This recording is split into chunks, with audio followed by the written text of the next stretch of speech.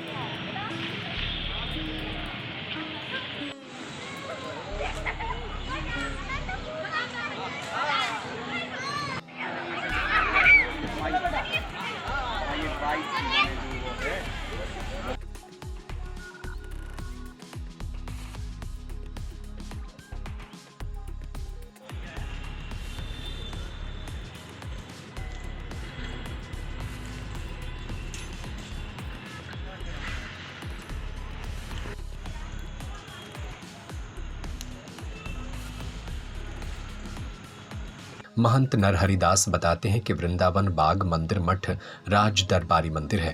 इसका निर्माण मराठाओं द्वारा कराया गया था, इसलिए ये राज दरबारी मठ रहा है। मठ में घोड़ा, हाथी रखने की परंपरा प्राचीन काल से रही है। वर्तमान में जो हथिनी लक्ष्मी नाम से यहाँ पर है वो यहाँ की 5वीं परंपरा है। वर्तमान में जो हाथी है वो 2007 में आया था। महंत नरहरिदास बताते हैं कि ऐसी किंवदंती है कि सागर के दूबे लंबरदार के यहाँ हाथी हुआ करता था। उसे सागर झील में स्नान की अनुमति नहीं दी गई तो लंबरदार ने उस हाथी को मंदिर को दान कर दिया था।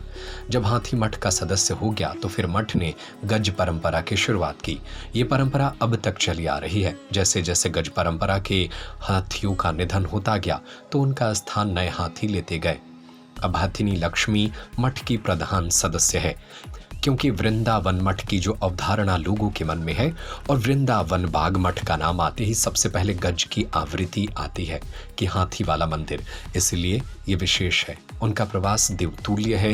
ये एक तरह से प्रथम पूज्य गणेश जी हैं। उनका प्रवास देवतुल्य है। ये एक तरह से प्रथम पूज्य गणेश जी हैं। उनको द्वार पर रखा जाता है। महाराज ने इसको यहाँ परंपरा में निर्माण किया है, इसका पालन हो रहा है। और शहर के निवासी ये भक्त लोग हैं और विशेषकर जो यहाँ बाल गोपाल बच्चे लोग हैं वो बड़े स्नेह भाव से यहाँ दर्शन करने के लिए आते हैं और बड़े अपने आप को आनंदित महसूस करते हैं।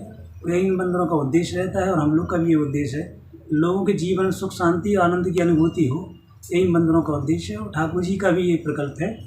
तो इन्हीं प्रकल्पों के साथ हम लोग आगे बढ़ रहे हैं। समाज से यही अपेक्षा है इस मंदिर को अग्रेसित करें, प्रोत्साहन दें और ये अपना सागर का गौरव बनाने में सब अपनी सहयोग करें। तो इसमें जो गज तोरण द्वार है, वर्तमान में जो बड़ा दरबार है 21वीं परंपरा का है, जहाँ महंत वृंदावन दास जी वर्तमान में 10वीं गादी है। तो 5वीं गादी महंत वृंदावन दास जी पूज्यपाद यहाँ पर थे। तो उस समय 161 महात्मा की जमात आई थी। तो उस समय ये गेट नहीं बना था, तो जमात का प्रवास बाहर हुआ था।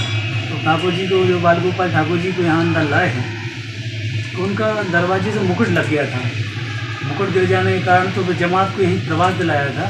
तो 6 महीने में ये गज तोरण द्वार का निर्माण हुआ है। मान पूज्यपाद वृंदावन दास जी महाराज के और ठाकुर जी विशेष कृपा से उनके तत्वधान कर कमलों से इसका उद्घाटन हुआ है और 6 महीने में इसका निर्माण हुआ था। तो ये गज तोरण द्वार की परंपरा है। गज तो पहले ही से था। नहीं, ये सदस्य तो है, प्रधान सदस्य ये, क्योंकि मठ की जितनी अवधारणा लोगों के हृदय में है कि वृंदावन बाग मठ, तो वृंदावन बाग मठ का जैसे ही स्मरण आता है लोगों के हृदय में तो सबसे पहले गज की आवृत्ति आती है कि हाथी वाला मंदिर, तो ये है तो बड़ा विशेष है। और वो उसका प्रवास भी जो है तो देवतुल्य है। तो प्रथम देव श्री गणेश जो है ना, उनको द्वार पे ही रख के, तो एक आकर्षण है केंद्र भी, और हम लोग की आत्मीयता है, हार्दिकता भी है। तो वो भी आरती में सुबह 4 बजे उसका नियम उठना है। रात में 10:30 के बाद कोई भी हो, महावती भी हो, हम लोग भी हैं, उसका शयन का समय 10:30 बजे, मतलब 10 बजे सो ही जाता है।